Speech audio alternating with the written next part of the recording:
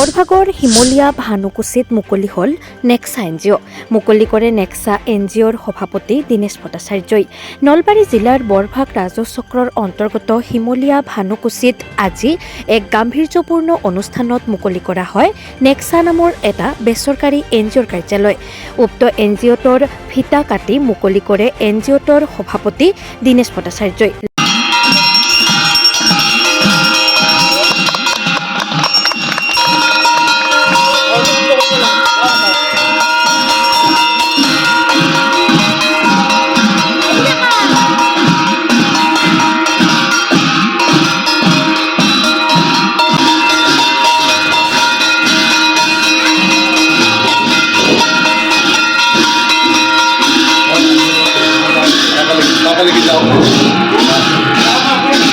লগতে উক্ত অনুষ্ঠানটোত সহযোগ কৰে উপসভাপতি হিতেন ডেকা, সম্পাদক তুলসী মেধি, কোষাধ্যক্ষ বিজন শৰ্মা, নিৰু কলিতা ভট্টাচাৰ্য, ৰূপাঞ্জলি কলিতা লগতে কেইবাগৰাকীও বিশিষ্ট ব্যক্তি তথা ৰাইজ উপস্থিত থাকে।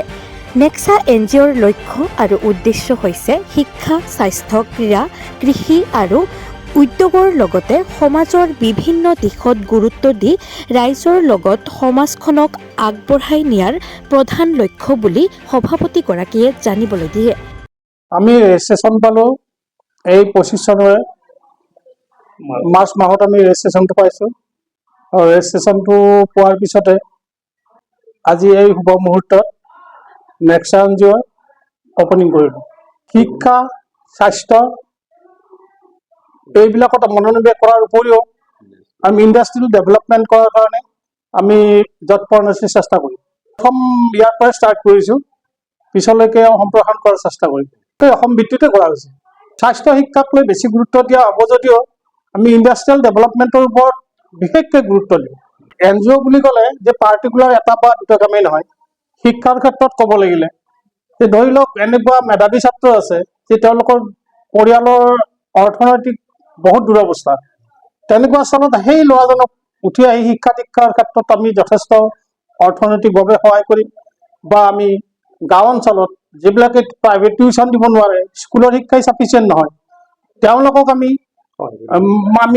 ধৰি লওক প্ৰাইভেট টিউশ্যনৰ ব্যৱস্থা কৰি দি তেওঁলোকক শিক্ষাৰ ফালে আগুৱাই নিয়াৰ চেষ্টা কৰিম। এইফালে হেৰিৰ ক্ষেত্ৰত মানে কি আপোনাৰ স্বাস্থ্যৰ ক্ষেত্ৰত ধৰি লওক কাৰোবাৰ চকুৰ কেটৰেক্ট অপাৰেশ্যন কৰিব লগা হৈছে, আমি তেনেকুৱা ক্ষেত্ৰত কেটৰেক্ট অপাৰেশ্যন চেণ্টাৰ খুলিম বিনামূলীয়া। তেনেকুৱা ধৰণৰ বিভিন্ন পদক্ষেপ আছে। আৰু আমাৰ পাৰ্টিকুলাৰলি বৰভাগ অঞ্চলটো বানপীড়িত অঞ্চল। বানপানীৰ সময়ত আমি কিভাৱে তেওঁলোকক সহায় কৰিব পাৰোঁ, কেনেকুৱা সহায় কৰিলে তেওঁলোক উপকৃত হ'ব, তেনেকুৱাই আমাৰ উদ্দেশ্য এই এনজিঅ'ৰ জৰিয়তে।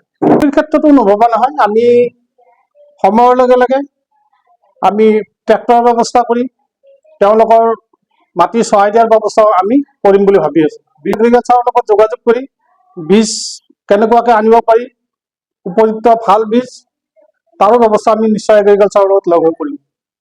নিউজ ডেস্ক ৰিপোৰ্ট, বাৰ্তা টু জেড।